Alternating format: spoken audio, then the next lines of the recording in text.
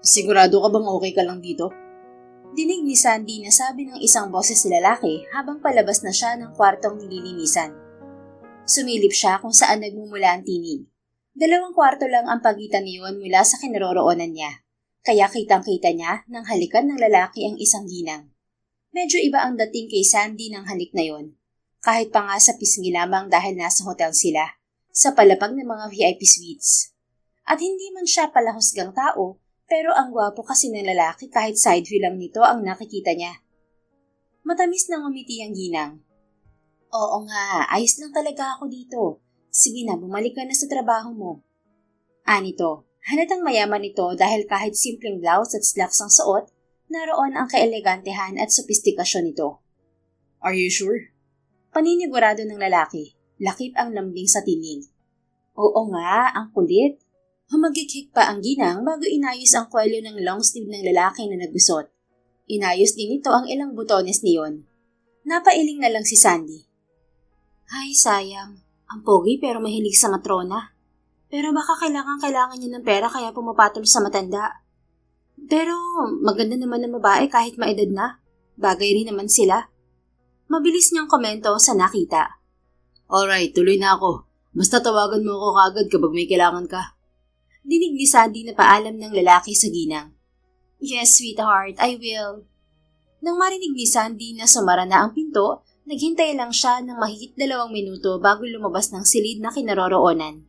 Pagtapat niya sa silid ng ginang, muli siyang napailing. Para na niyang anak ang lalaking yun ah. Ay, siguro mag-isa na lang siya sa buhay. Sabi pa niya bago sumakay ng elevator. Unang araw pa lang ni Sandy bilang chambermaid sa Lizares Grand Suites Tugigaraw. Wala pa halos 3 taon yung nagbubukas sa bayan nila, pero ang bilis ng progreso. At noong nakaraang linggo, nagkaroon ng panibagong opening kaya hindi na niya pinalagpas ang pagkakataon. Bali-balita kasi na maganda ang benefits at pasahod sa mga empleyado. Pagdating niya sa ibaba, agad siyang nilapitan ni Miss Melody, ang housekeeping supervisor nila. Nako, tamang-tama ang baba mo, Sandy. Ipinalilinis ng penthouse. Ikaw na ang gumawa, ha? Absent kasi naka-assign dun eh. Hindi ko naman alam na biglang darating ang boss natin. Boss po? Yung may-ari nitong hotel? Oo, kaya dalian mo kasi wala pa naman siya sa itaas. May mga kausap pa siya sa labas kaya may oras ka pa para maglinis. Okay po. Muling umakyat si Sandy. Sa penthouse siya tumuloy na nasa tuktok ng Lizares Grand Suites na may 20 palapag. Moderno ang disenyo niyon at minimal lamang ang mga gamit na natural lang kasi hindi naman palaging naroon ang boss nilang si Mr. Lizares. Subalit napansin din niyang wala ni isang larawang makikita roon. Baka mas gusto niyang maging anonymous sa iba. Komento niya habang inililibot ang tingin. Ayon na rin sa narinig ni Sandy, ilan lang sa mga staff doon ang nakakakilala rito. Dahil madalas nga ay nasa Manila si Mr. Lizares at kapag pumupunta roon, ipinatatawag lang daw nito sa penthouse ang mga supervisor para sa reports. Ilang saglit pa nagsimula ng maglinis si Sandy gaya ng itinuro sa kanila sa 3 araw nilang training. High school graduate lang siya pero hindi naman siya pabaya sa pag-aaral, kaya nagamit niya yon para makahanap ng maayos na trabaho. At bago siya maging chambermaid, naging waitress, cashier, promodizer, tindera at kitchen staff din siya, kaya hindi na siya bago sa ganoong larangan. Malapit nang matapos sa paglilinis si Sandy nang marinig niyang tumunog ang elevator. Napasilip siya sa pinto ng closet kung saan siya naroon. Bukas din ang pinto ng kwarto kaya nang bumukas ang elevator, nataranta siya at nagtago sa isa sa mga cabinet doon. Yes, pwede bang mamaya na lang? Magpapahinga muna ako, please. Kayo na muna ni 3 at 4 ang bahala. Hindi ba nasabi na ni Kuya Uno ang kailangan gawin? Isama niyo na rin ang kambal para may ideya kayo. Dinig ni Sandy na sabi ng tinig ng isang lalaki. Napatakip siya sa kanyang mukha nang maramdaman niyang palapit ng palapit sa closet ang mga yabag nito. Lord, wag po sana akong mahuli na narito, please. Baka sa halip na may trabaho pa ako bukas, biglang mawalan. Dalangin niya. Bakit ka ba nagtago? Hindi ba natural lang naman na maabutan ka ditong naglilinis? Sabi ng isang bahagi ng isip niya. Napaupo siya ng tuwid. Oo nga no, bakit nga ba ako nagtatago?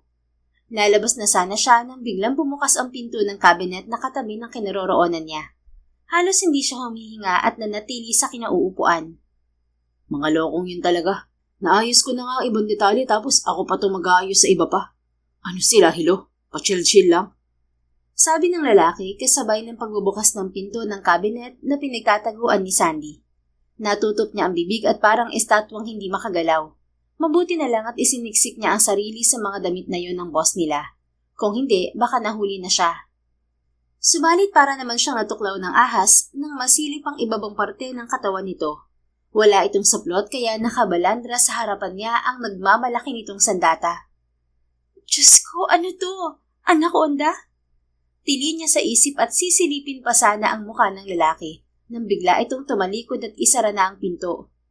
Bakit pa nga ba ako mag-aaksay ang magdamit? Wala naman sila. Narinig niya ang sabi nito. Noon lang nagawang huminga ni Sandy habang hawak ang kumakabog na dibdib.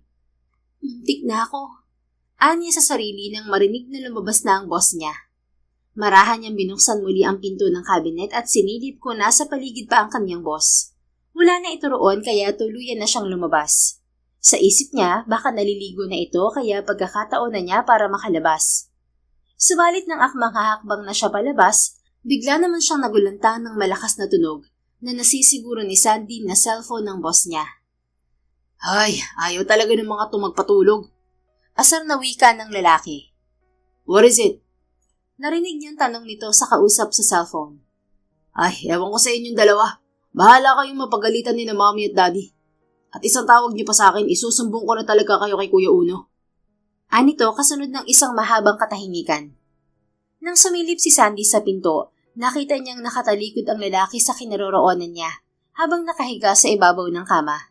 Nakatakip sa ibabang parte ng katawan nito ang itim na blanket. Pero kitang-kita niya kung gaano kalalaki ang muscles nito sa katawan.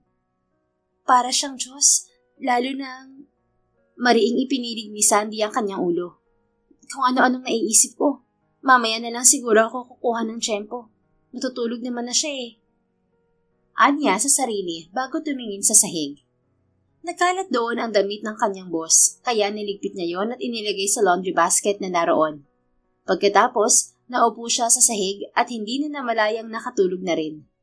Nang magising siya, 30 minuto na ang nakalipas kaya dali-dali siyang tumayo. Nako, baka mapagalitan na talaga ako. Maingat ang mga hakbang na lumabas siya ng silid na yon. Pagkuway maingat ding isinara ang pinto habang bitbit ang mga panlinis. Pagkatapos, kumaripas siya ng takbo sa elevator at sumakay roon. Ay, unang araw pa lang ganito nakahektik. Paano pa kaya kapag peak season talaga? Anya sa sarili habang iiling-iling. Nagpatuloy ang magandang trabaho ni Sandy sa LGS. Halos marami na rin siyang kasundo roon dahil pala kaibigan talaga siya at medyo kalog din.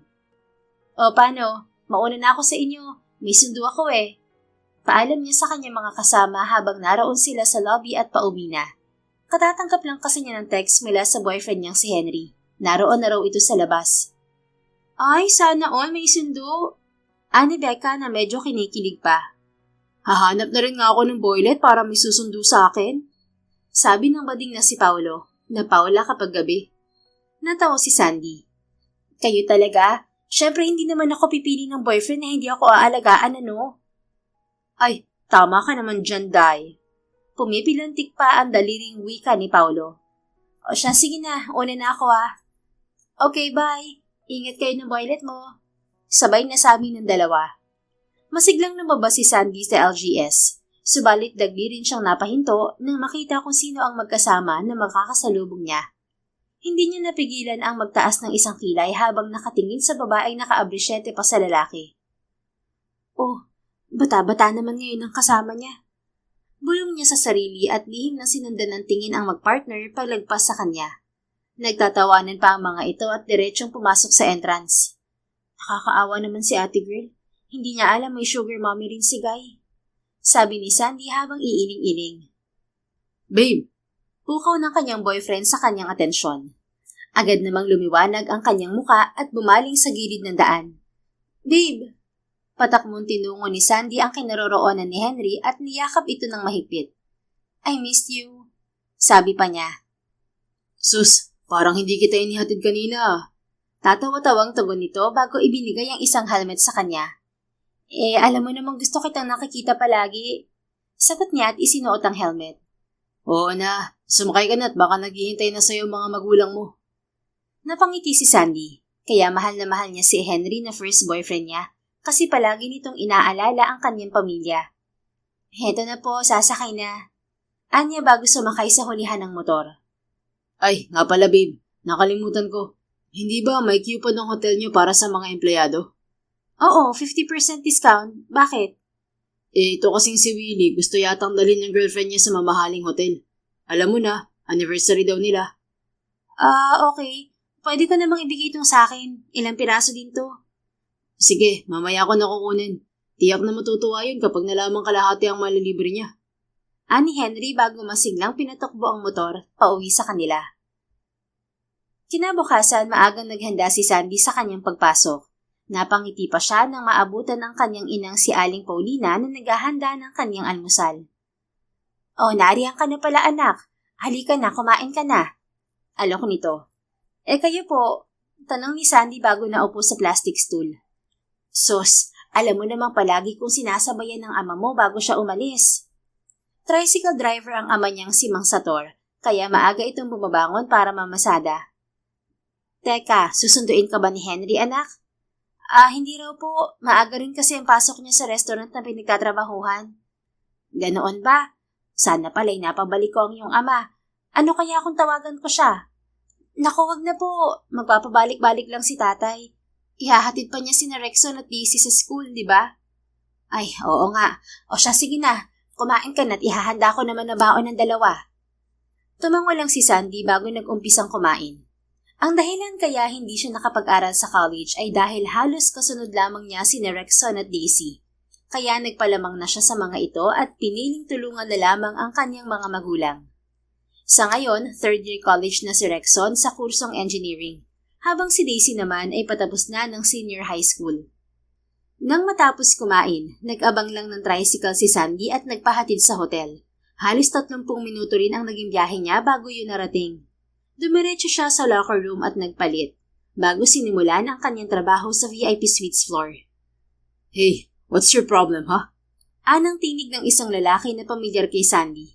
Dahil sa kuryosidad, sumilip siya sa pinto. Bahagya pa siyang nagulat nang makita kung sino ang naroon.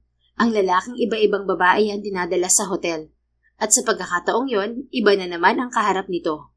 Isang matangkad na babae at maganda ang hubog ng pangangatawan. Anong problema ko, ha? Ikaw, nakalingot lang ako, iba na naman ang kasama mo. Singhal ng babae rito. What? Anong pinagsasasabi mo? At may sakalimot ka rin pala, ha? Nung isang araw lang ang sabi mo, isasama mo ako rito. Tapos ngayon iba palang babaeng dadalhin mo? Umigkas ang kamay ng babae pero madali yung nasalo ng lalaki. Wow, not my face. Isa pa, lilinawin ko lang. Hindi kita kilala, miss. Naningkit ang mga mata ng babae para itong dragon na anumang sandali ay bubuga ng apoy. Ha, ang galing! Artista ka rin pala, ha? Wow, best actor. Sarkastikong wika nito sa may palakpak. Hindi alam ni Sandy kung bakit pinanonood niya ang mga to. Pero mas lalo lamang kasi siyang nadismaya sa inasta ng lalaki. Hindi pa amining babaero siya. Bulong niya. Tatalikod na sana siya nang muling mga tuwiran ang lalaki. I swear, miss, hindi kita kilala. Ngayon lang kita nakita. Abat? Muling umigkas ang kamay ng babae. Hindi na yun nasalag ng lalaki kaya halos pumuno sa hallway ang tunog ng pagkakasampal nito. I hate you. Magsama-sama kayo ng mga manlulokong lalaki sa impyerno. Pagkasabi niyon ay nagmarcha na paalis ang babae at kitang-kita ni Sandy kung paano napakuyom ang kamay ng lalaki. I hate those two. Mahinang angil ng lalaki na hindi naman niya maunawaan kung sino. Ay sus, gagawa-gawa ng kasalanan tapos isisisi mo sa iba. Buti nga sa'yo, yan ang napapala ng mga lalaking hindi makontento. Pagkatapos ng eksenang yon ay tinapos na ni Sandy ang kanyang trabaho at bumaba. Ngunit nagulat siya nang madatnan doon ang lalaking sinampal ng babae kanina. Oh, dito pa yata siya magtatrabaho. Bulong niya sa sarili. Miss Makatangay? Tawag sa kanya ni Miss Melody. Yes, ma'am. Nilagpasan niya ang lalaking titig na titig sa kanya. At hindi niya alam kung bakit, pero may kakaiba sa mga titig na iyon nito, pati na sa kislap na mga mata nito. Bigla ay kinabahan siya. Pakisamahan mo naman si Mr. Tumingin si Miss Melody sa lalaki. I'm Vice Inares. Bago lang ako dito. Pakilala nito sabay lahad ng kamay. Ako naman si Sandy Makatangay. Anya na kahit ayaw tanggapin ang kamay ng lalaki, wala naman siyang magawa dahil kaharap nila ang supervisor nila. Okay Sandy, pakisamahan mo naman siya. Pakitour siya sa buong hotel at pakituro na rin sa kanya ang mga dapat gawin para madali niyang magamay ang trabaho dito. Siya muna ang magiging shadow mo ngayon. Tapos ka na naman sa gawain mo, hindi ba? Sabi ni Miss Melody. Opo, sige po. Ako na pong bahala sa kanya. Binalingan ni Sandy ang lalaki. Tara na. Nakangiting tumango si Dos at sinundan ang babaeng tahimik lamang na naglalakad. Hindi niya alam kung bakit may kakaiba sa aura nito na nakatawag sa kanyang pansin. Kaya unang landing pa lang ng mga mata niya kay Sandy kanina, alam na agad niyang attracted siya rito. Pero hindi yun dahil maganda ito. Dahil ang kagandahan nito ay simple lang. Ni hindi nga ito maihahanay sa mga babaeng nakilala niya. Subalit kahit simpleng ganda lang ang meron ito, malakas din naman ang dating nito. Kaya kahit ihalo ito sa mga naggagandahang kababaihan, tiyak na magsi-stand out pa rin to. Sandy? Tawag niya sa babae. Tumigil naman to. Bakit? Bago ka lang ba rito? Tanong ni Dos kahit alam na niya ang sagot. Gawain na talaga niyang magpanggap paminsan-minsan kapag bagong hire ang mga tauhan niya. Yun ay para masiguro niyang mapagkakatiwalaan ang mga to. Minsan na rin kasing inireklamo ng mga VIP guest nila na nawalan ang mga ito ng mga mamahaling gamit at nahuli nilang tauhan din nila ang may gawa niyon. Oo, nauna lang ako sa'yo ng 1 buwan. Hindi ko nga alam kung bakit akong pinatuturo sa'yo ni Miss Melody eh. Noon kasi yung mga matatagal na trabahante rito ang nag-train sa amin ng mga kasama ko. Well, baka nakitaan ka ng potential ni Miss Melody kaya ikaw ang pinagtuturo sa akin. Tingin mo ganun yun? Tumingin si Sandy kay Dos. Ikaw ba? Tingin mo ba maganda ang performance mo mula nung nag-umpisa ka rito? Aba, oo naman. Kung hindi mo na itatanong, Vice, hasang-hasa na talaga ako sa mabibigat na trabaho pagka-graduate ko pa lang ng high school. May pagmamalaking sagot ni Sandy. Bahagyang natawa si Dos. Hindi kasi siya sanay na tawagin sa pangalan ng kanyang amang si Vice Lizares. Wala lang siyang maisip na pangalan kanina. Kung Dos kasi at gagamitin lang niya ang apelido ng kanyang inang si Shira Lizares, medyo obvious dahil hindi rin pangkaraniwan ang kanyang pangalan na natitiyak niyang alam ng mga empleyado niya. Ano, hindi ka naniniwala? Untag ni Sandy kay Dos. Bakit? Ano ba ang training mo? Sakay na lamang niya. Well, naging waitress, cashier, promodizer, tindera at saka kitchen staff lang naman ako. Wow, ang dami nga. Ilang taon ka na ba? 23. Ikaw? 30 plus na.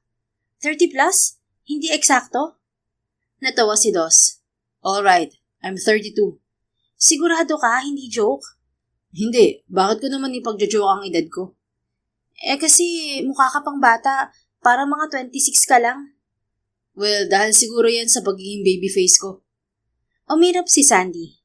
Baby face pero babaero. Bulong nito na bahagya lang nakarating sa pandinig ni Dos. Anong sinabi mo, Sandy? Wala. Lika rito. Dito tayo mag-uumpisa sa labas para papasok tayo sa loob. Okay, so hindi ka pala nag-college? Tanong muli ni Dos habang sumusunod sa dalaga. Hindi. Bakit naman? Kasi may mga kapatid pa ako nag-aaral noon. Ayoko makisabay sa gastusin kaya mas pinili ko na lang na magtrabaho para matulungan sina inay at itay sa pag-iipon ng pang-college ni Rexon. Ang swerte naman ng pamilya mo sa'yo. Bukod sa mabait kang anak at kapatid, nakikita kong mahal na mahal mo sila. Wow ha, ngayon pa lang tayo nagkakilala pero parang kilala mo na agad ako, Mr. Inares. Nakikita ko lang naman sa itsura mo yun, Sandy. Okay, hindi na ako makikipagtalo sa'yo dahil totoo naman.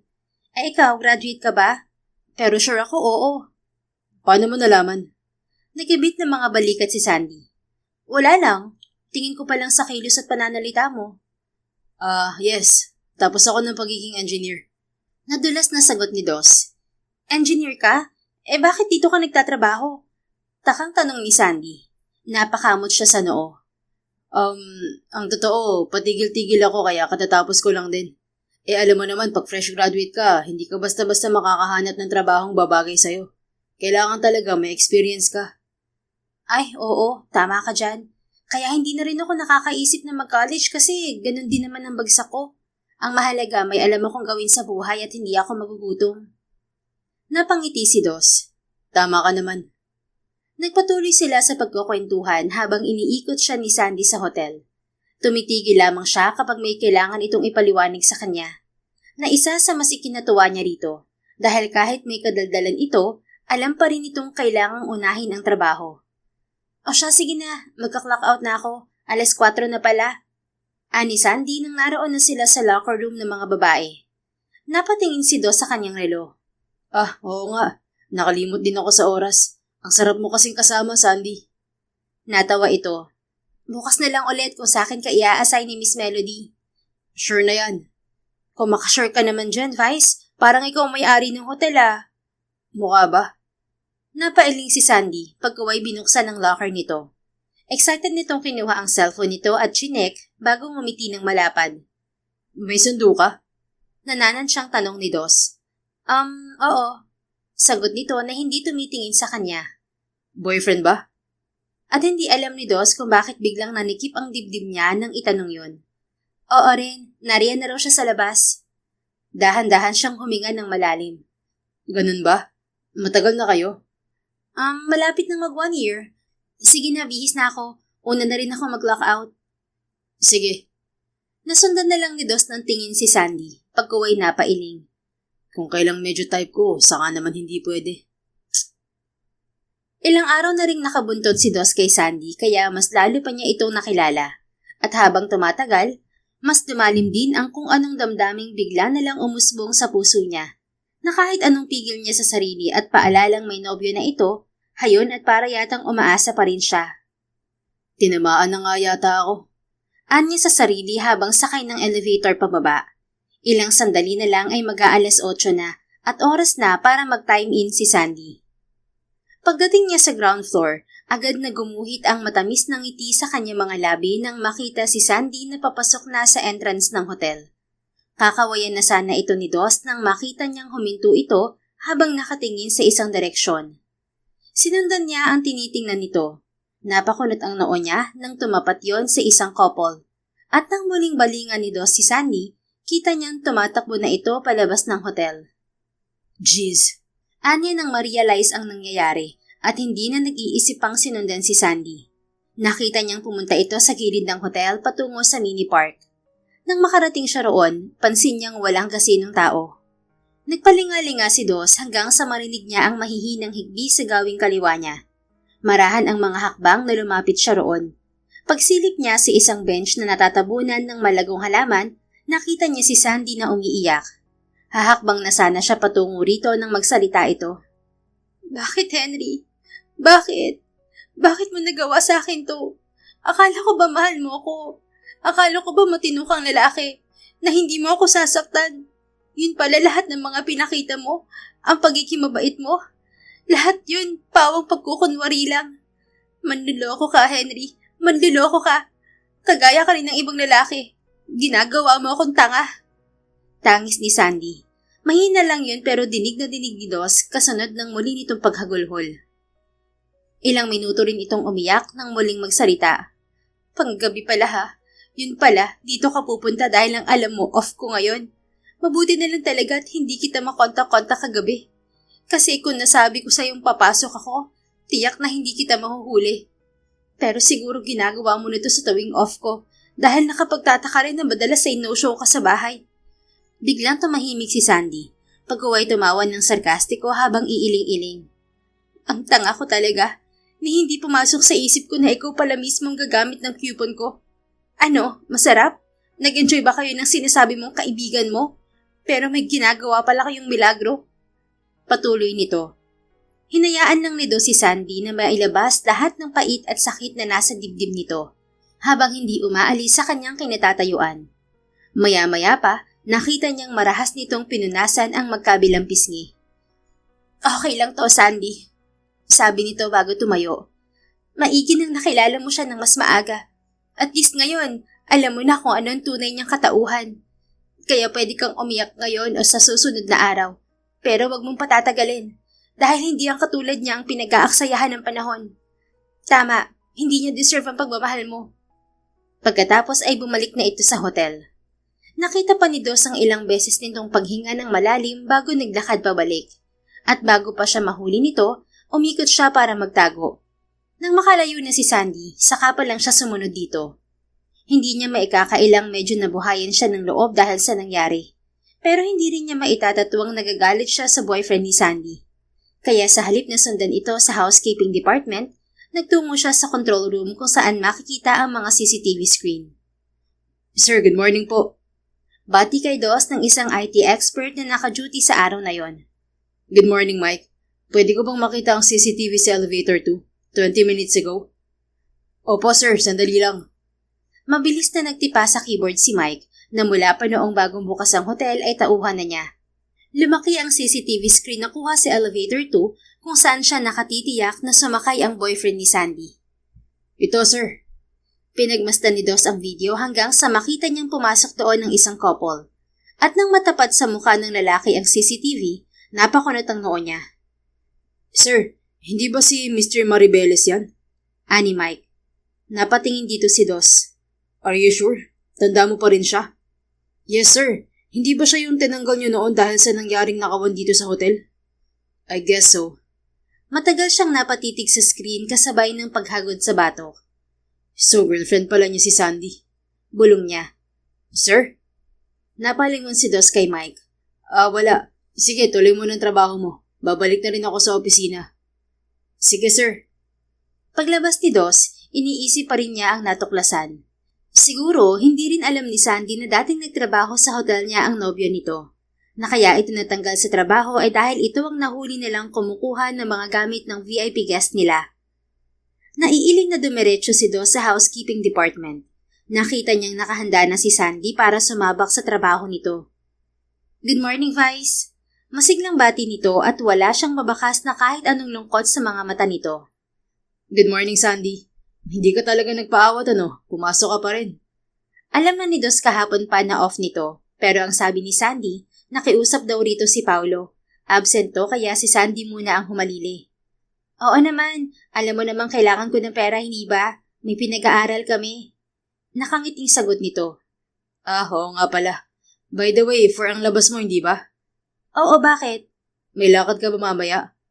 Just say no. Dagdag ni Dos sa isip. Wala naman. Bakit? Napangiti siya. Alright, gala tayo, Sandy. Saan naman? Basta ako nang bahala. Okay. Pero ngayon, kailangan na natin magtrabaho dahil baka masermonan pa tayo. Okay, tara na. Maghapong magkasama sina Dos at Sandy, pero hindi niya nakitaan ang dalaga ng pagkalungkot.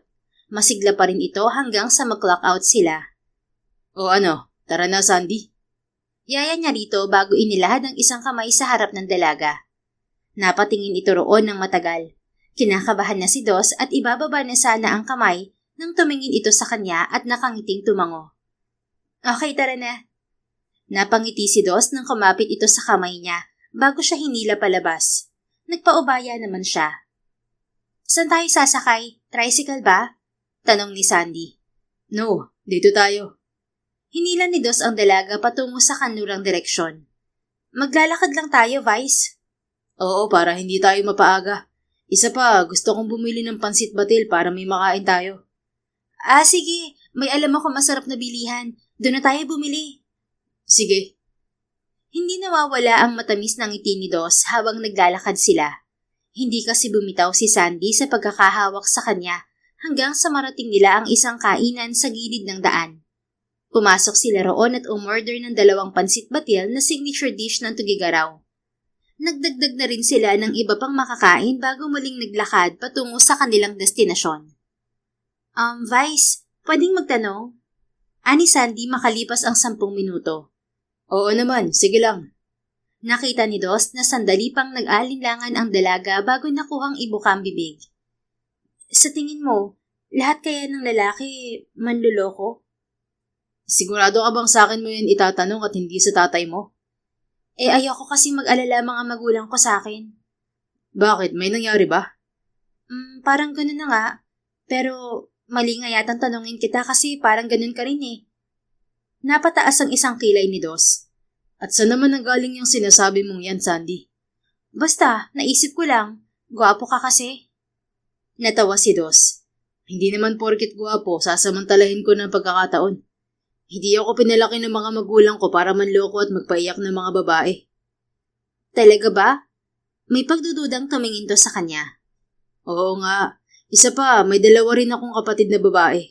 Kaya bago ko pa magawang magloko, sila ang unang sumasagi sa isip ko. Kasi paano kung sila naman ang lokohin? Hindi ba masasaktan sila? Hindi sumagot si Sandy. Nakita niyang nakatitig ito sa kanya na para bang may ibang tao itong nakikita. Relax. Ako pa rin to, Sandy. Hindi lang talaga halata sa itsura ko na ganito ako mag-isip. Biro niya. Ano kayang tawag dun sa nakita ko? Ha? Nakita mo? Muli itong natigilan pagkaway huminga ng malalim. Oo na nga, dahil nakikita ko naman na mabuti kang tao. O baka guni-guni ko lang yun. Pero basta, magiging honest ako sa'yo, Vice. Kasi ayoko talagang nanghuhusga ng tao. Lalo na kung wala ka namang ginawang masama sa akin. Ibig bang sabihin, na-judge mo na agad ako nang hindi mo pa ako nakikilalang talaga? Nakagat nito ang labi sabay tango. Paano naman kasi 2 beses na kitang nakita si VIP Suites, tapos magkaiba pa ang kasama mo. Yung isa matanda, yung isa naman halos kasing edad ko lang yata. Tapos nakita rin kitang sinampal ng isang babae sa labas ng isang silid sa VIP Suites. Kaya naisip ko noon, masyadong malaki ang pangangailangan mo kaya kung kani-kanino ka pumapatol. Natuwa pa nga ako nang sampalin ka ng babae eh. Mabilis na paliwanag ni Sandy. Sa halip na maasar, napahagal pa kanatawa si Dos. Wala siyang pakialam kung pinagtitinginan sila ng mga tao. Hindi lang niya lubos maisip na iba ang pakahulugan ni Sandy sa mga nakita nito. Hoy, baliw lang! Ani sa kanya ng dalaga. Umiiling-iling siya bago ito nilingon. Hindi naman kasi kita masisisi kung yun ang naisip mo, Sandy. Pero kaya ako natawa kasi lahat yun, pawang walang katotohanan. Isa pa, hindi ko alam na may audience pala kami. At hindi ko alam na may pagkamimosa ka pala. Sabi ni Dos. Ano? Hindi ako mimosa, no? Nagkataon lang talaga na naroon ako at nakita ko ang nangyari. Oo na, naniniwala naman ako. Pero kapag sinabi ko ba sa'yo ang totoo, hindi ka magagalit? Kasi hindi pa talaga ako tapos sa mission ko. Kaya lang mukhang hinihingi na ng pagkakataon na itama ko ang lahat para hindi ka na maintriga sa isip mo. Ha? Ano bang sinasabi mo? Anong misyon? Saka bakit ako magagalit? Niloloko mo rin ba ako, Vice? Not really. Sabi ko nga may mission ako. Ano nga yun? Well, yung mga nakita mong kasama ko kagaya ng may edad na babae, that's my mom. Yun naman kasing edad mo, that's my sister. At yung nanampal sa akin, well, hindi ko talaga siya kilala. Maybe isa sa 2 kong kapatid ng nakasama niya at hindi ako. Paliwanag ni Dos. Bakit? Kambal ba kayo? Napahinto si Dos na ikinatigil din nito. Tumingin siya kay Sandy, diretso sa maaamong mga mata nito. Ka-quadruplets ko sila. Sagot niya. Ha? Quadruplets? 4 ka? I mean, may 4 na Vice? No, not Vice. Napakunot ang noo ni Sandy. Ano bang sinasabi mo? Hindi ko magets. Hindi talaga Vice ang pangalan ko. It's Dos. Pag-amin niya na hindi ito hinihiwalayan ng tingin. Dos? Teka, parang narinig ko ng pangalan mo. Biglang nalaki ang mga mata ni Sandy. Dagli rin itong napabitiw sa pagkakahawak sa kanya. Oh my God! Dos Dizares? Ikaw si Dos Dizares? Ang boss ko na anak ng bilyonaryo at may-ari ng anaconda? Ano? Anong anaconda, Sandy?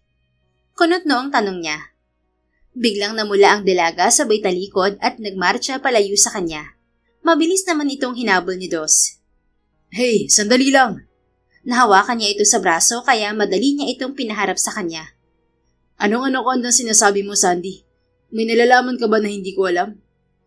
Hindi ito nakasagot. Nagyuko lang ito habang pinaglalaro ang dulo ng suot nitong sapato sa sementadong kalsada.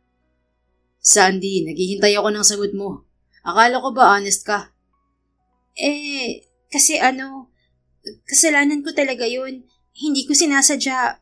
Patawarin mo po ako, sir. Ano nga yun? Saka stop using po and sir. Magkaibigan na tayo kaya kahit boss mo ko, wala pa rin magbabago. Isa pa yan, bakit ba nagpapanggap ka? Wala ka bang tiwala sa mga tauhan mo? Meron naman, pero may isang insidente kasing nangyari sa hotel.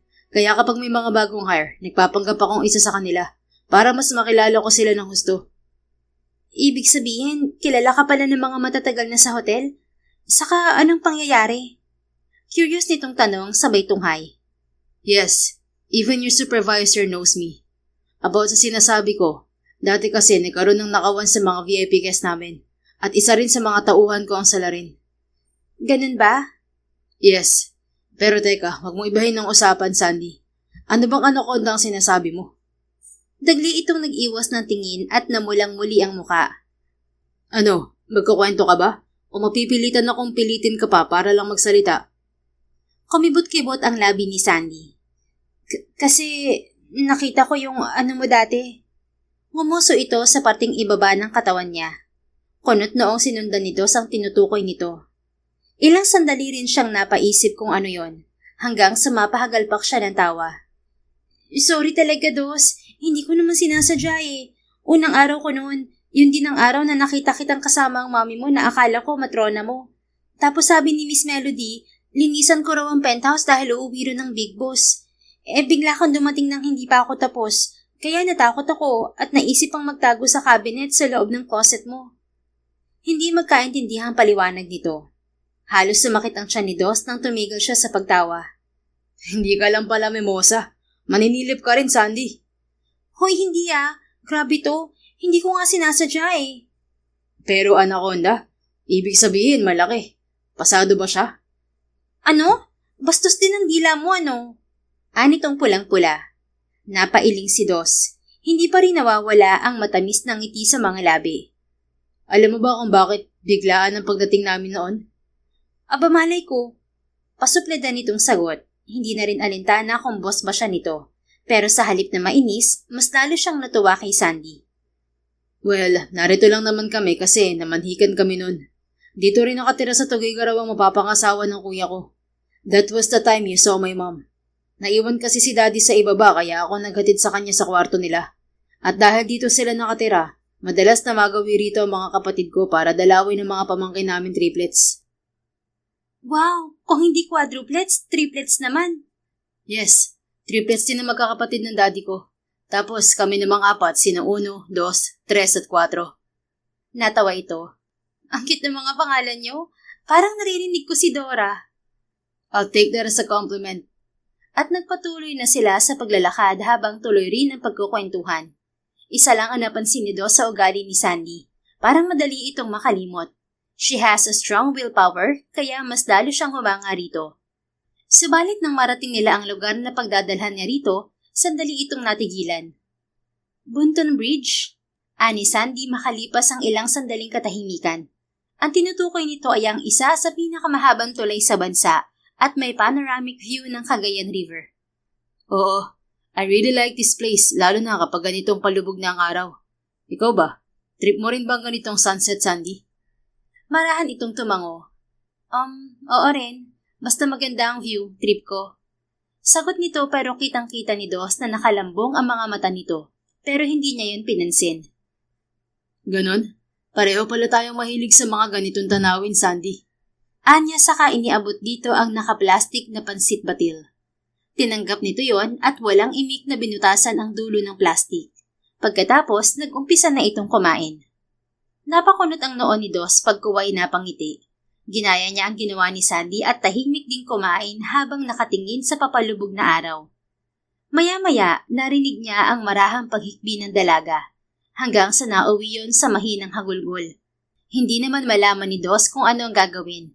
Kinabig lang niya ito sa kanyang balikat at hinayaan itong doon umiyak habang kumakain pa rin. Hindi niya alam kung matatawa ba siya rito o maaawa, dahil nagawa pa nitong pagsabayin ang pagkain at pag-iyak. Pero alam niyang kailangan ni Sandy mailabas ang natitirang sama ng loob, kaya nanatili siyang tahimik hanggang sa marinig niya ang pagsinghot-singhot nito. Sorry, nabasa ako ang polo mo. Anito sa namamaos na tinig. Huminga si Dos ng malalim bago ito tiningnan. It's okay, umiyak ka lang hanggat gusto mo. Ilang sandali itong natahimik bago muling nagsalita. Ang akala ko talaga, si Henry ng lalaking nakalaan para sa akin, Dos. Akala ko siya na magpapasaya sa puso ko habang buhay. Nagkamali pala ako. Hindi ko alam na manloloko pala siya. Kaya ba tinanong mo kanina kung lahat ng lalaki ay manloloko? Oo, kasi kung maririnig ko sa iyo ang totoong manloloko kay mga lalaki, baka pumasok na lang ako ng kumbento at magmadre.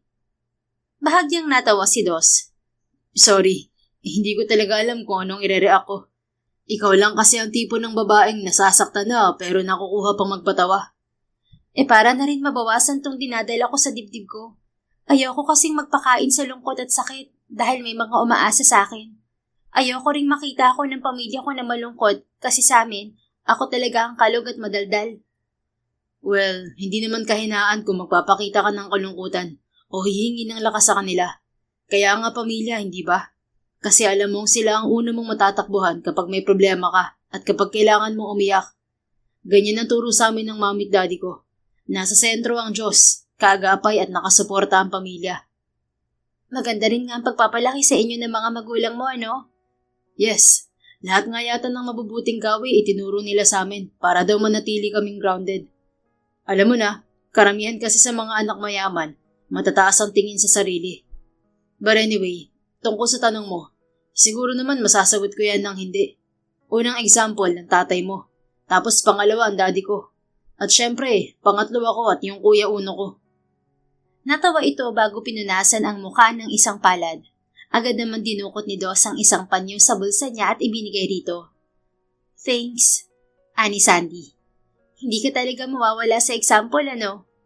Oo naman, ako pa ba? Pero siguro, nakikita mo naman talaga na may mga matitino pa ring lalaki sa mundo at hindi siya nag-iisa.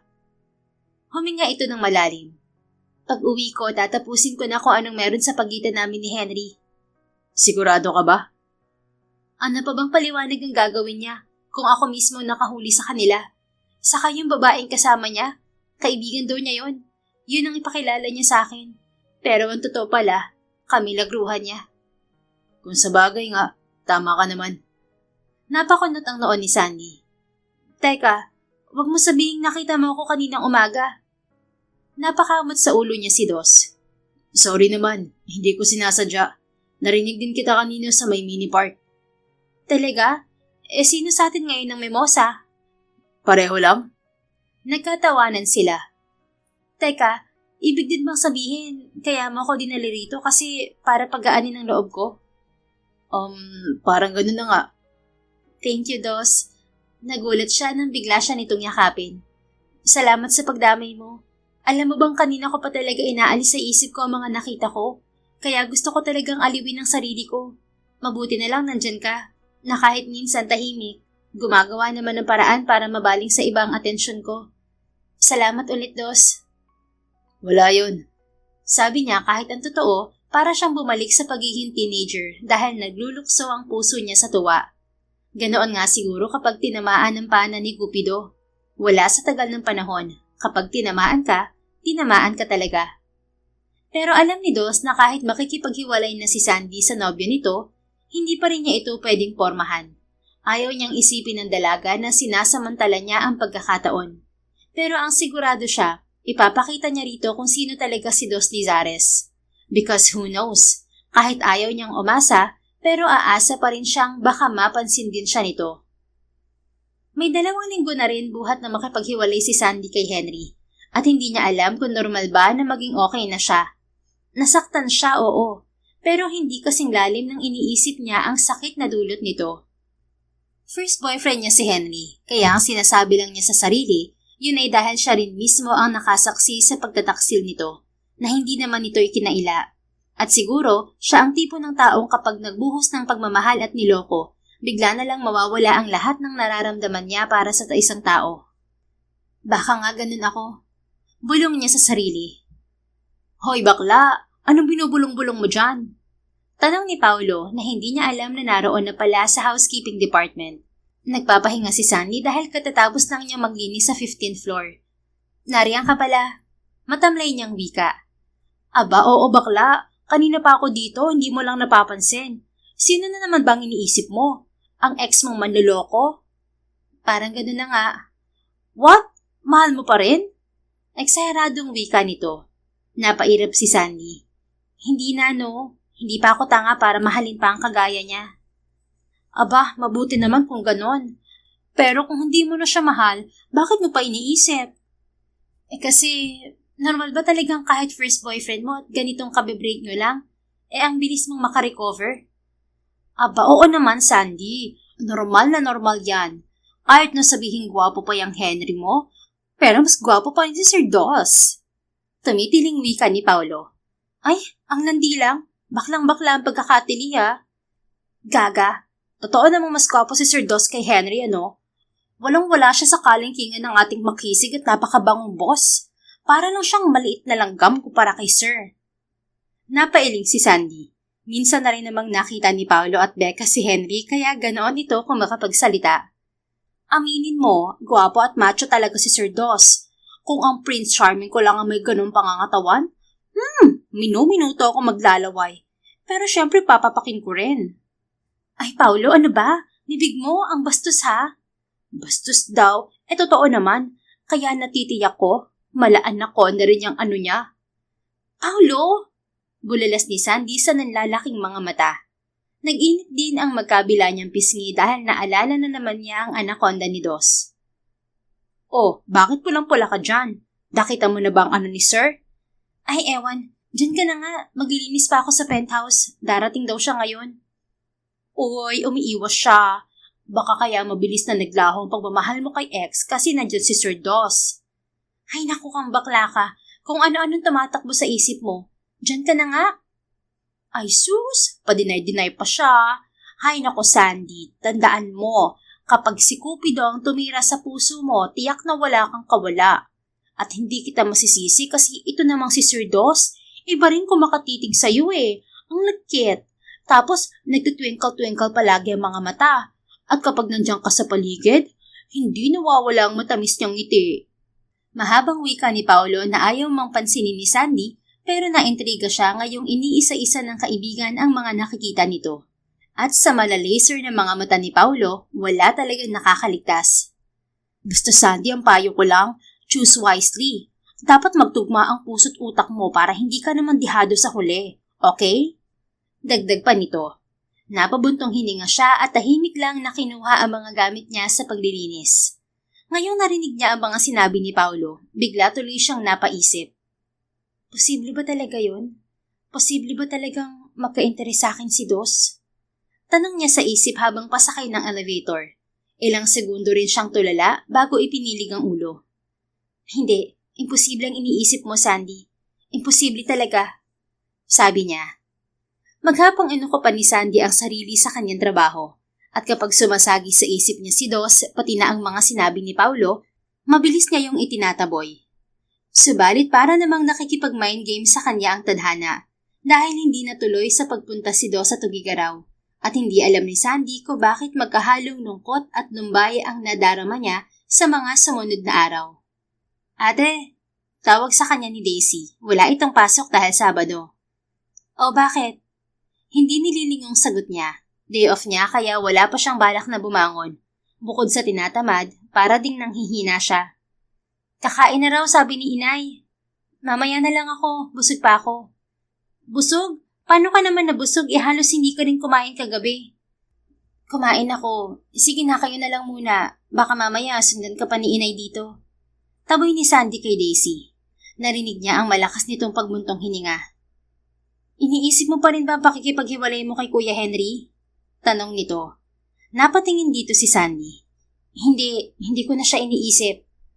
Kung ganon, bakit broken-hearted ka pa rin? Akala ko ba hindi mo na siya mahal? O sisa pa rin ni Daisy. Hindi naman lingid sa kaalaman ng kanyang pamilya kung bakit siya nakipaghiwalay kay Henry.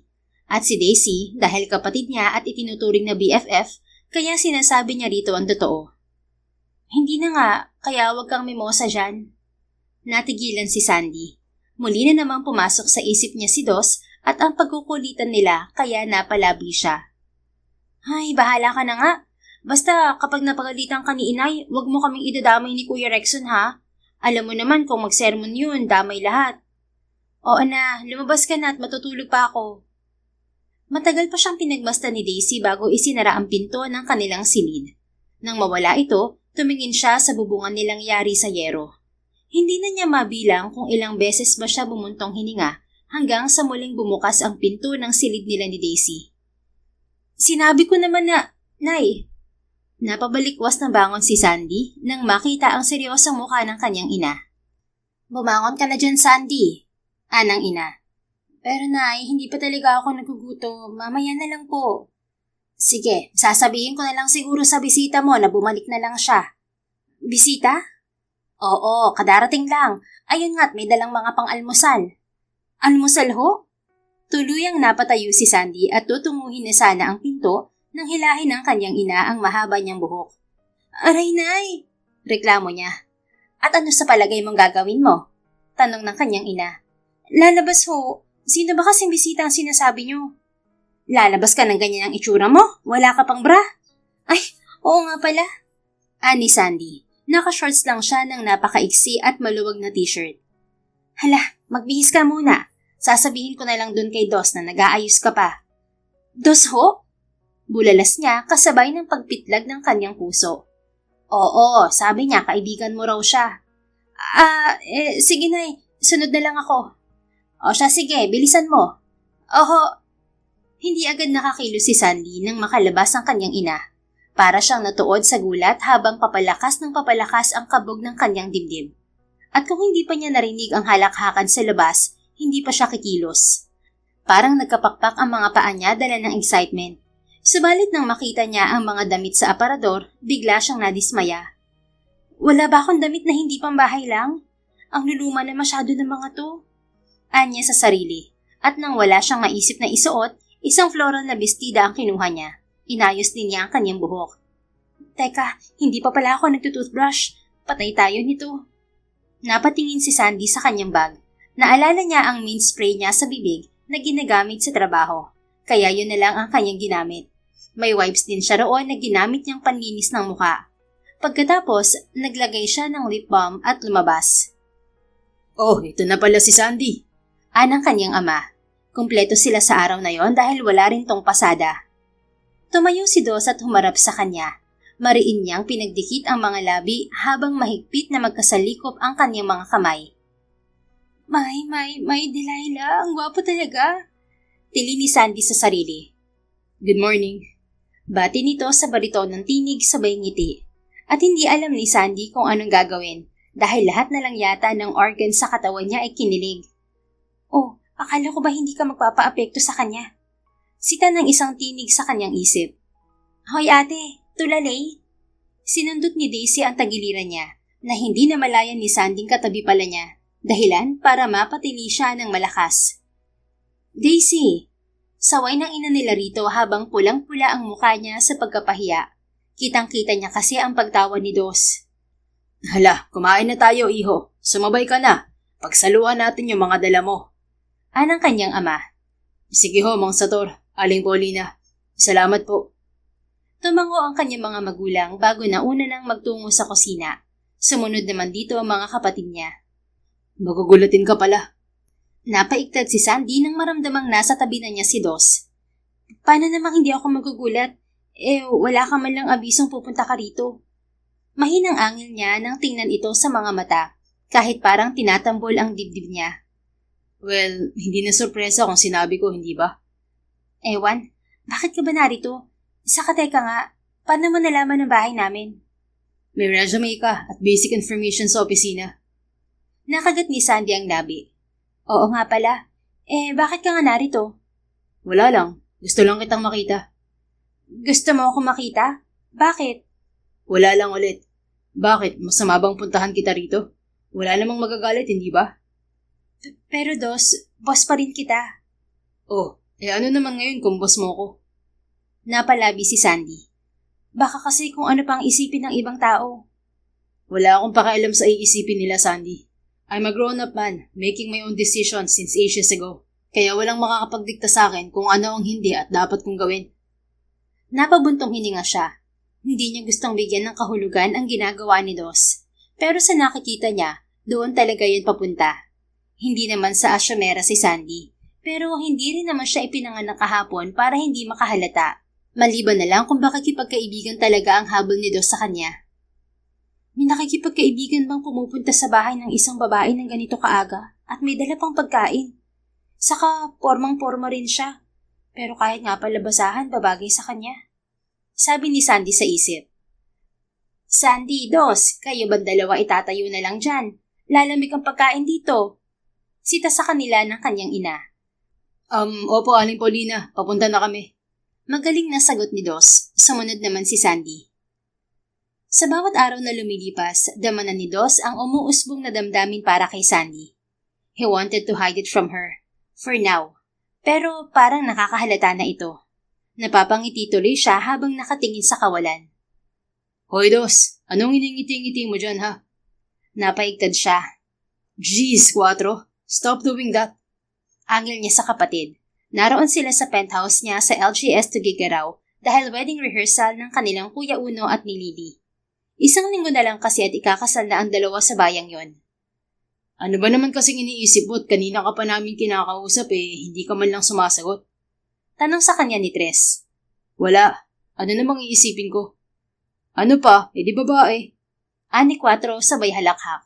Sinundan naman ito ni Tres. At paano nyo naman nalamang babae? Inis na tanong ni Dos sa dalawa. Instinct ng mga ka-quadruplets mo. Ganun kasimple. Hindi mo ba alam yun? Sagot ni Tres. Ewan ko sa inyo. Baka nakakalimutan nyo may kasalanan pa kayo sa akin. Hanggang ngayon yan pa rin na nasa isip mo. Singit ni 4. If I know, ikaw talaga may gawa niyon. At huwag mo akong kakatwiranan dahil kahit mukha kang inosente, halimaw ka naman sa pagiging maloko. Tumigil na nga kayong tatlo. Ginugulo niyo ang pag-check ko nitong guest list namin Alam niyo ba na kapag nalito ako, sermon ang aabutin ko kay Lily? Sita ng kanilang Kuya Uno. As usual, tahimik pa rin ito at may sariling mundo. Sabihin mo, takot ka lang kay Ate Lily. Pangangantsaw ni 4 dito. Tumigil ka, baka isumbong kita kay Mami. Kalalaki mong tao ang hiling mong gumawa ng gulo. Pananakot dito ng kanilang kuya. Napakamot sa kanyang ulo si 4. Defeated na agad ito dahil lahat sila nirerespeto ang kanilang kuya. Pero sino ba si Sandy? Tanong ni Tres. Marahas na napabaling dito si Dos. At saan mo naman narinig ang pangalang yan? Hindi pa niya sinasabi sa mga kapatid ang tungkol sa dalaga dahil ayaw niyang maudlot ang mga plano niya. Minsan kasi pakialamero ang mga to, lalo na si Tres at 4. Kanina, narinig kong kausap mo siya sa cellphone mo at kung paano kang umiti kanina lang, ganon din ang itsura mo habang nakikipag-usap sa kanya. Kung hindi ka lokohan, eavesdropping naman. Kailan ba kayo titinong dalawa ha? Sita niya sa mga kapatid. Wow ha, matino ka na ba ng lagay na yan? Pangaasar ni 4. Hindi na lang sumagot si Dos, pero nakita niyang nakatingin na rin sa kanya si Uno. What? Anya rito. Wala, may sinabi ba ako? Wala nga, pero curious ka rin kuya. May hindi ba curious sa amin? Kasi sa ating 4, ikaw ang mabilis mahulog sa isang babae, Dos. Hoy, hindi kaya. Stress yun. Oh, bakit naman nasali ako dyan? Totoo naman na if you fall harder and deeper. At mabilis ding makarecover. Segunda naman ni 4. Kaya naiisip ko rin minsan, nagmamahal ka bang talaga o naglalaro lang? Never kong pinaglaruan ng damdamin ng isang babae, okay? Depensa ni Dos sa sarili. So, sino nga si Sandy? Ulit ni Tres sa tanong nito kanina. Napahagod siya sa kanyang batok. One of my chambermaids here. Sumusukong sagot niya. Here? Narito ba siya? Tanong agad ni 4. Hep, tumigil ka. Alam ko ang binabalak mo. Tigil ni Dos sa kapatid. Kung ganoon, iimbitahan ko na rin siya sa kasal namin ni Lily para makilala na namin. Singit ni Uno. Good idea, kuya. Nag-thumbs up pa si Tres. Napailing na lang si Dos. Ano pa nga bang magagawa niya ay alam na ng mga ito.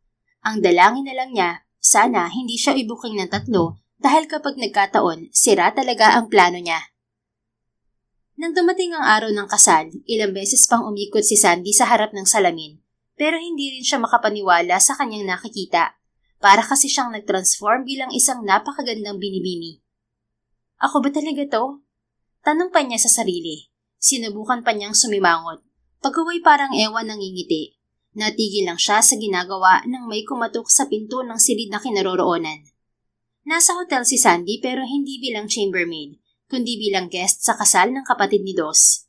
Hindi kasi siya nakatanggi nang imbitahan siya nito. Nahihiya nga siya dahil alam niyang mga mayayaman ang naroon, pero nakumbinsi din siya ng binata.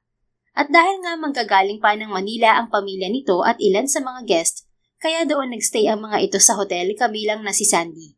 Doon din kasi gaganapin ang reception ng kasal. Sandali lang. Nagmamadaling tinungo niya ang pinto at binuksan yon. Ngunit agad din siyang natigilan. Pakiramdam niya sandali ring huminto ang pag-ikot ng mundo. Hi, Sandy. Nakangiting bati ni Dos na ubod ng kisig. Nakadaksido itong sage green habang ivory naman ang long sleeves. Tapos, ang pocket square naman ay gold na naaayon sa motif ng kasal. Napakurap-kurap si Sandy. Hi, tuloy ka. Anya nang makabawi. Salamat. Flowers nga pala para sa napakagandang dilig na kagaya mo. Salamat, pero hindi mo na naman kailangan magbigay nito. Anya bago tinanggap ang isang pumpo ng rosas. Yan naman ang hindi ko gagawin. You're a woman, Sandy. A beautiful woman. At para sa akin, karapat-dapat kang alayan ng bulaklak. Ay, oo na nga. Mas bulaklak pa magsalita kaysa sa mga to. Pasok ka pala. Teka, anong oras na ba? Oras na para pumunta tayo sa simbahan. Ganoon ba? Sandali lang, kukunin ko lang ang shoulder bag ko. Ani Sandy bago bumalik sa loob. Nakangiting inamoy muna niya ang mga rosas bago yun ibinaba sa ibabaw ng kama.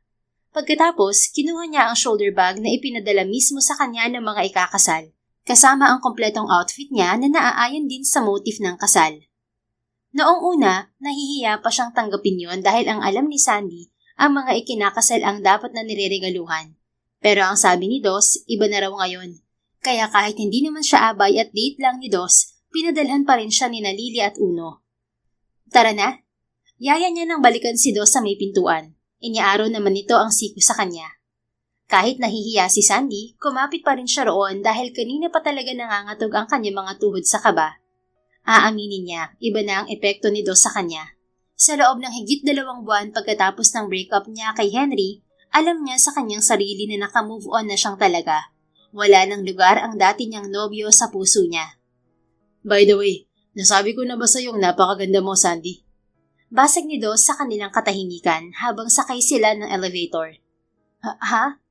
Maang niya. Ito pa ang isa sa nagpapagulo sa isip ni Sandy. Ibang level din kasi itong si Dos kung makipaglapit sa kanya.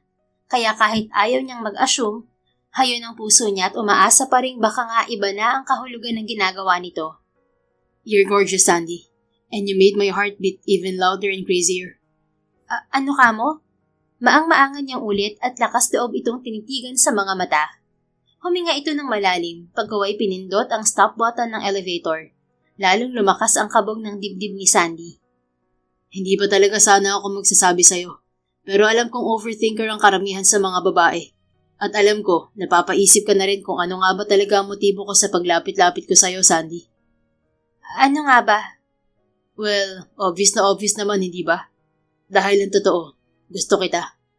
Pag-amin ni Dos na nagpalakas sa kabog ng dibdib niya. Unang kita ko pa lang sa'yo noon, iba na nararamdaman ko. It may sound crazy, pero ako kasi ang tipo ng taong madaling ma-inlove.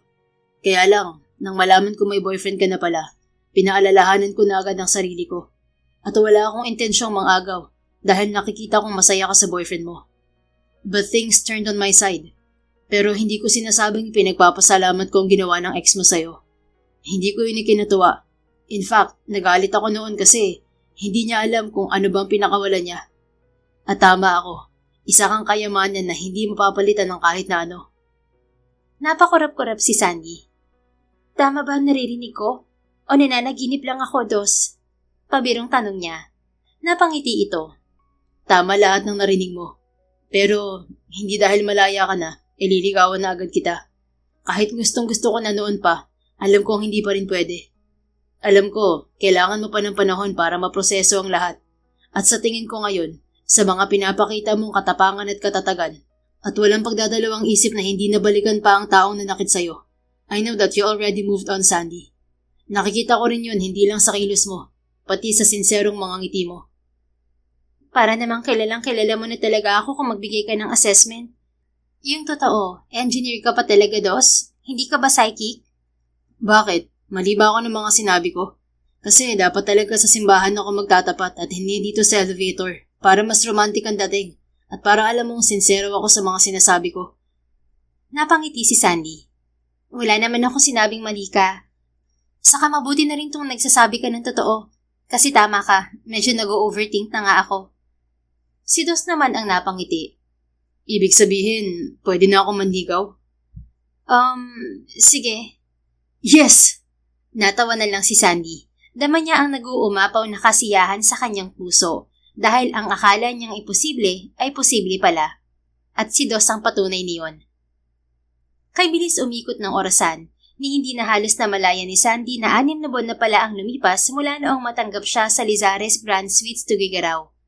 Wala naman kasi siyang pangit na karanasan sa trabaho, maliban na lamang sa pagtataksil ni Henry sa kanya. Subalit lahat ng yun ay pinalitan ni Dos ng masasayang alaala. Isa sa hinahangaan ni Sandy sa lalaki ay ang pagiging professional nito. Dahil kahit nililigawan siya nito, ang trabaho ay trabaho. Hindi siya ginagambala ng lalaki sa oras ng trabaho niya. Sinisiguro din itong hindi siya lalabas na masama sa tingin ng kanyang mga kasama. Isang bagay na nagpatibay sa nadarama niya para dito. Okay ba ang steak? Tanong ni Dos habang patapos na silang kumain. Inaya kasi siya nitong mag-dinner sa penthouse nito. Ang nakakatawa pa, hindi na siya pinagpalit pa ni Dos ng damit. Naka-uniforme pa rin siya ng pang-chambermaid. Para bang mas proud pa ito kapag ipinapakita ang pagiging authentic niya sa ibang tao. Okay naman. Sakto lang siya. At itong sauce na to. Itinuro ni Sandy ang sauce na nasa harapan. Salamat naman. Akala ko palpak ang turo sa akin ng pinsan kong chef eh. Nakilala mo na rin siya nung kasal ni Kuya Uno. Si Dexter. Oo. Naalala ko nga. Pero hindi pa rin talaga ako makapaniwala hanggang ngayon sa itsura niyong quadruplets. Halos wala kasi kayong pinagkaiba. Napataas ang isang kilay ni Dos. Huwag mong sabihin sa akin malilito ka pa oras na magsama-sama kami. Hindi kita ko kasi na iba-iba rin kayo ng ugali. Halatang mamas boy si Cuatro at may pagka-inosente. Si Tres naman, makulit din pero siya ang tipong madaling kaibiganin. Nakikita ko kasing mabait siya. Habang si Uno, responsableng tignan at palaging seryoso. Ako. Pagkawan ay sandaling napaisip si Sandy. At hindi nakaligtas sa kanyang mga mata ang pagsimangot ng kaharap. Ganon. Wala kang masabi. Maktol pa nito. Hindi sa ganon. Ang totoo, madali ko lang talagang malaman kung sino ka sa inyong apat. Paano naman? Pwede bang bago ko sagutin ang tanong mo? Pwede bang ako muna ang sagutin mo? Okay. Alam mo naman kahit na kailan, hindi ako hihindi sa'yo, Sandy. Napangiti siya. Thank you. So, ano nga ang tanong mo? Bakit ako, Dos? Ha? Ang ibig kong sabihin, bakit ako napili mo? Sa dami ng babae sa mundo na mas nakahihigit sa akin? Bakit ako? Well, isa lang ang sagot ko. Hindi sila ikaw, Sandy. Sabi ko nga sa'yo, isa kang kayamanan. At yun ang kinahihigit mo sa kanila. I love your authenticity and simplicity. Sa paningin ko, wala kang ka-filter-filter. Lahat ng nararamdaman mo, nakikita ko sa mga kilos mo. Ganon din sa mga mata mo. Gusto ko ang pagiging matatag mo at mapagmahal sa pamilya. Yun talaga number 1. You love your family just like me. Gusto ko rin ang pagiging totoo mo. Hindi ka kagaya ng ibang babae na binabago ang sarili para lang mapansin. Salamat. Baka naman lumaki yung ulo ko niyan. Nagsasabi lang po ako ng totoo. Kung ganon, sasabihin ko na kung ano ang pinagkaiba mo sa mga kakambal mo. Ani Sandy sa nangingisnap na mga mata. Binitiwan pa niya ang kubyertos at hinawakan ng kamay nitong nakapatong sa ibabaw ng lamesa. Dos, ikaw lang ang kayang magpabilis sa tibok ng puso ko. Kaya mula sa araw na to, sinasagot na kita. Napanganga ito, halatang nagulat sa sinabi ni Sandy. Tumayo siya at hindi na nangingipang dampian ng isang mabilis na halik ang mga labi nito. Boyfriend na kita, Dos, at alam ko, mahal na kita. Pag-amin niya pero wala pa rin siyang nakuhang sagot mula sa lalaki. Para bang lumipad ang isip nito sa ibang planeta. Natawa si Sandy. Hoy, Dos, nagulat ba kita ng husto? Hindi ba sabi mo naman na wala akong ka-filter-filter? Kaya heto, ipinapakita ko sa iyo ang totoong laman ng puso ko. Sa halip niya sumagot, bigla itong tumayo at walang pasabing dinukwang ang mga labi niya. Magpoprotesta pa sana si Sandy. Ang kaso, naalala niyang kasasagot nga lang pala niya kay Dos. Hindi ka talaga nagbibiro ha? Anitong bahagya lang siyang pinakawalan. Mahahalikan mo ba ako kung nagbibiro ako? Sabi ko nga, girlfriend na kita. At thank you sa pagtanggap mo sa pagmamahal ko. I love you, Sandy. I love you too, Dos. At muling naghinang ang kanilang mga labi. Nang gabing yon, hindi lang isang masarap na hapunan ang pinagsaluhan nila, kundi ang panibagong yugto ng kanilang buhay bilang magkasintahan. Nagpresenta si Dos na ihatid si Sandy pa uwi na hindi naman niya hinindian. Napagdesisyonan kasi nilang ipaalam sa kanyang mga magulang ang tungkol sa relasyon nila. Alam naman ng mga itong manliligaw niya si Dos dahil ilang beses na rin itong nakapunta sa kanila. Alam na rin ng mga itong boss niya ang lalaki. Nagulat man ang mga ito pero hindi naman sila pinigilan. Ang bilin lang kay Sandy ng ama't ina maging maingat sa gagawing desisyon na tiyak naman niyang hindi niya pagsisisihan. May bisita kayo? Tanong ni Dos nang malapit na sa kanila. Napatingin si Sandy sa unahan. Nakita niya ang isang motor na nakaparada sa labas ng kanilang bakuran. Isang malalim na buntong hininga ang pinakawalan niya. Si Henry. Yung ex mo? Oo, kanya ang motor na yan. Inihinto ni Dos ang kotse nito bago tumingin kay Sandy. Siguro mas mainam na hindi na ako tumuloy, baby. Ha? Hindi. Kung may aalis dito, si Henry yun at hindi ikaw. Isa pa wala na kami, remember? Hindi ko nga alam kung ba't nandyan yan. Ito naman ang napahinga ng malalim. Okay, pero kapag nainis ako sa kanya, baka hindi ko rin matansya ang sarili ko. Alam ko, ako nang bahala.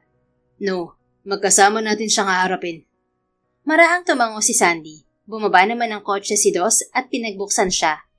Pagbaba niya, agad na natuon ang mga mata niya sa bahay nila.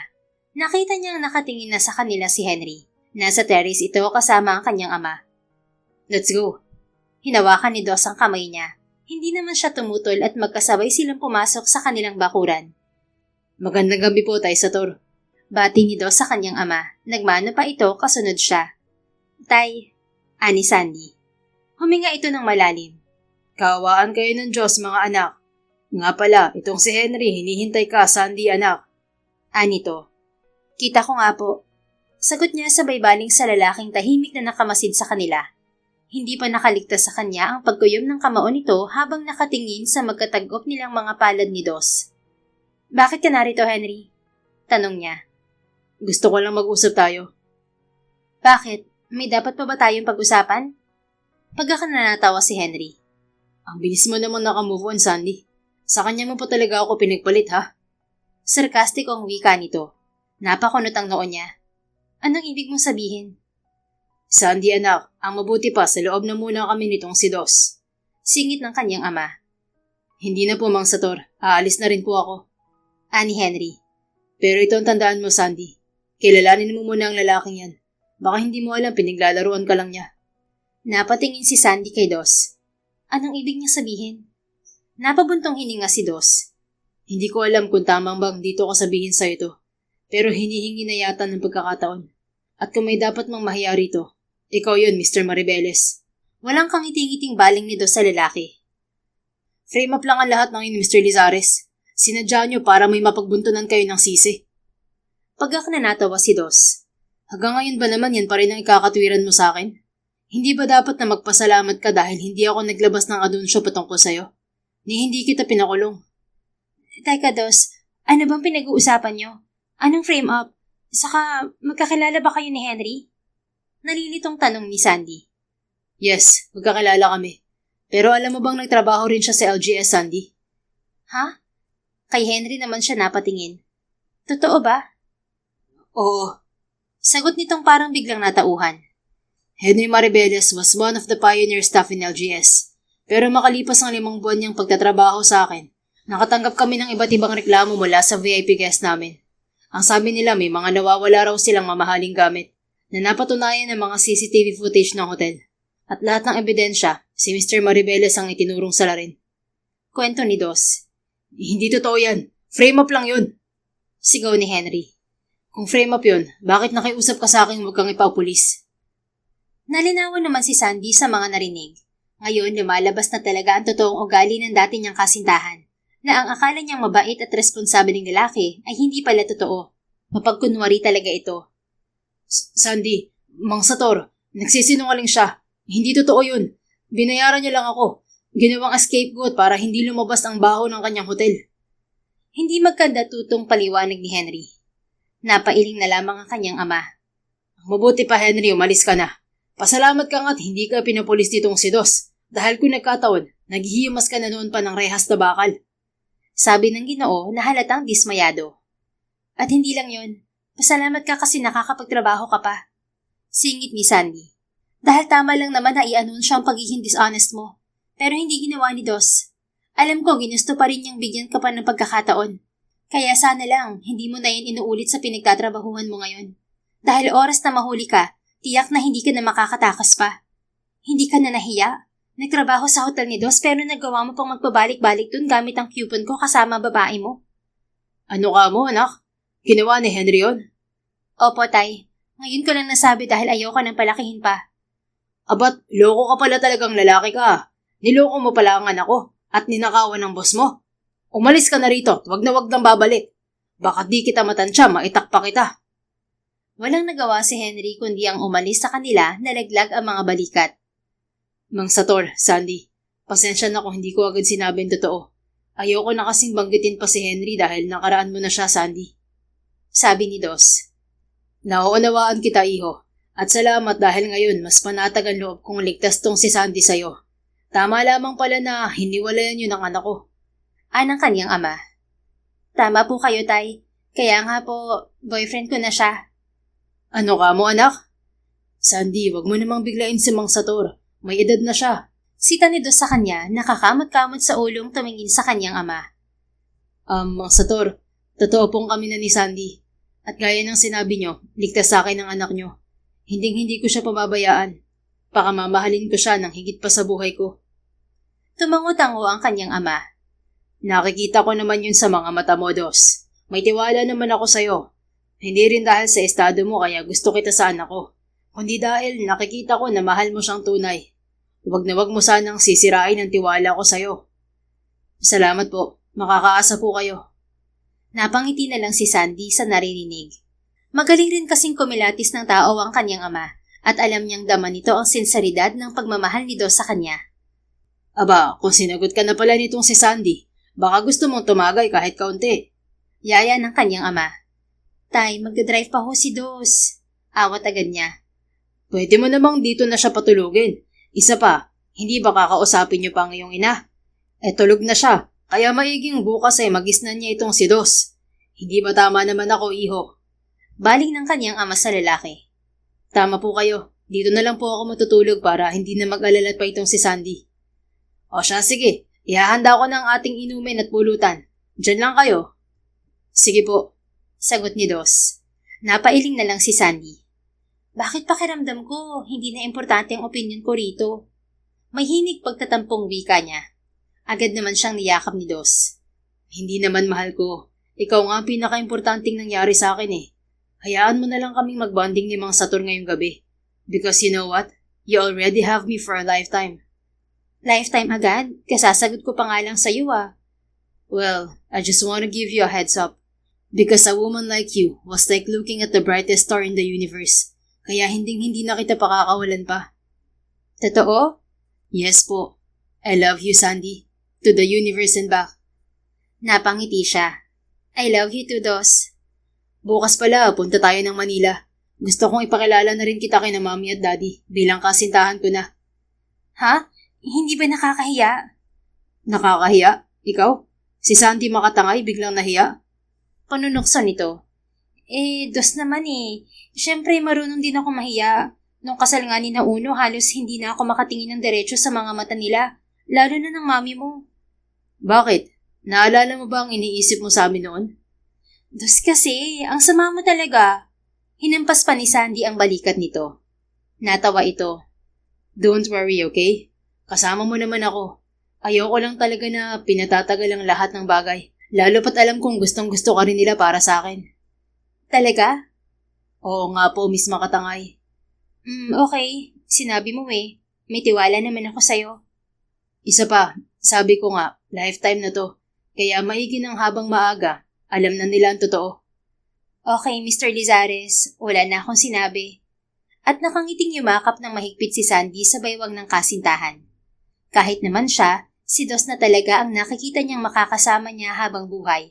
Dahil hindi lang swak ang mga ugali nila, nararamdaman din niya kung gaano ito kasinsero sa nararamdaman nito para sa kanya. At pagkalipas nga ng 1 taon, inalok siya nito ng kasal sa harap ng kanilang pamilya. Buong puso naman niya yung tinanggap. Makalipas pa ang 3 buwan, ikinasal sila sa pinaka-iconic na kuweba sa buong Pilipinas, ang Callao Cave sa Peña Blanca, Cagayan. Kalapit bayan lang ng Tuguegarao. At kahit may hotel si Dos, mas pinili nilang idaos ang reception sa may magandang view ng Cagayan Valley at Cagayan River. Yung kita rin ng Kapatagan at ang nagmamalaking kabundukan ng Cordillera at Sierra Madre. Pakiramdam kasi nila, sa ganoong senaryo, mas mabibigyan ng blessings ang pagsasama nila. At syempre, nature always gives a magnificent background. Walang filter, natural na natural. Parang siya lang daw, sabi ng kanyang asawa. Tumulong na siya sa asawa sa pagmamanage ng hotel nito. May bahay na rin sila at pabalik-balik sila sa Maynila at Tuguegarao. 2 taon pa ang lumipas bago sila nabiyayaan ng kambal na anak, babae at lalaki. Isang patunay na sa bawat hamon, sa bawat sakit na ating nararanasan sa buhay, darating pa rin ang isang umagang magbibigay sa atin ng kasiyahan. Ang taong yayakap sa atin maging sa kalungkutan ay sasamahan tayo sa pagharap sa susunod pang bukas. The End. Kung nagustuhan mo ang istoryang ito, please don't forget to like, comment, and share it with your friends. Your support really makes a difference. Thank you and see you sa ating next story. Keep safe and be blessed.